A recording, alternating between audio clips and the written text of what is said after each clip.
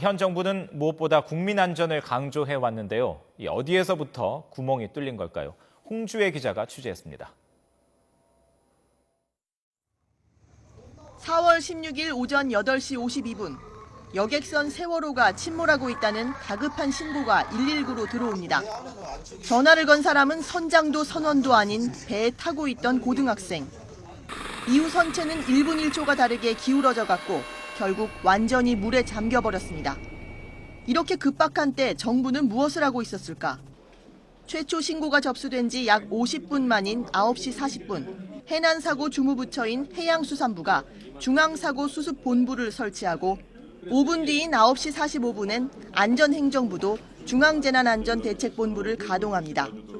이 밖에도 국방부와 교육부, 해양경찰청 등 곳곳에서 이름도 비슷비슷한 대책본부만 10여 개가 생겨났습니다. 혼란은 여기서 출발했습니다. 해수부는 오전 11시 50분까지도 구조자가 162명이라고 집계했지만 오후 1시 갑자기 350여 명으로 정정했습니다. 안행부도 마찬가지. 오후 2시 전체 탑승객의 5분의 4가 구조됐다고 발표했다가 2시 현재 상황을 보고드리도록 하겠습니다. 현재 구조자는 368명입니다. 그래서 다시 일일이 신원을 확인해서 정확한 인원에 대해서는 다시 발표하도록 그렇게 하겠습니다. 몇 시간 지나지 않아 구조 인원을 다시 뒤집었습니다. 구조 주체가 민간하고 군, 해경 여러 주체들이 동시에 다발적으로 하다 보니까 착오가 있었고요. 바로 확인하는 대로 보고를 드리도록 하겠습니다. 잠수 요원이 선체 진입에 성공했는지를 놓고도 부처마다 말이 달랐습니다. 부처들이 한꺼번에 뛰어들어 우왕좌왕하는 사이 사고 발생 초기 아까운 시간만 흘러간 셈입니다.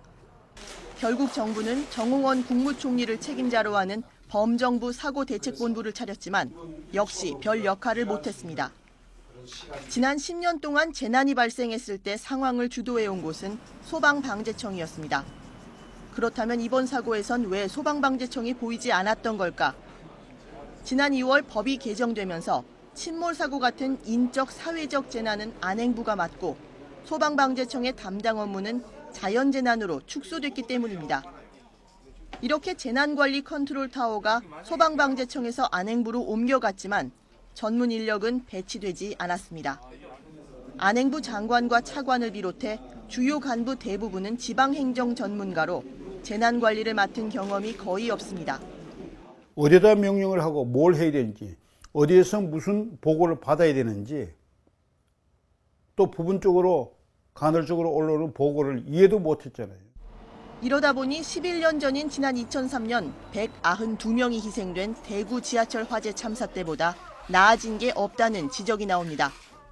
과연 이게 대한민국 국가 맞나라고 이제 국민들이 한탄할 만큼 형편없는 모습을 그대로 이제 보여줬죠. 이거는 좀 극단적으로 얘기하자면 정부가 국민들에게 심리적인 테러를 가했다. 현 정부는 출범과 함께 국민 안전을 최우선 가치로 내세웠습니다. 안전을 강조한다며 부처 이름을 행정안전부에서 안전행정부로 바꾸기까지 했지만 세월호 참사에서 우왕좌왕, 무기력한 대응만 거듭했습니다. 전문가들은 앞으로 대형 사고가 터질 경우 현장을 가장 잘 아는 지방자치단체가 초동 조치를 주도해야 한다고 입을 모읍니다. 중앙정부는 지금처럼 상황을 통제하려 하지 말고 지원과 관리 감독 역할에 머무르는 게 바람직하다는 얘기입니다. YTN 홍주혜입니다.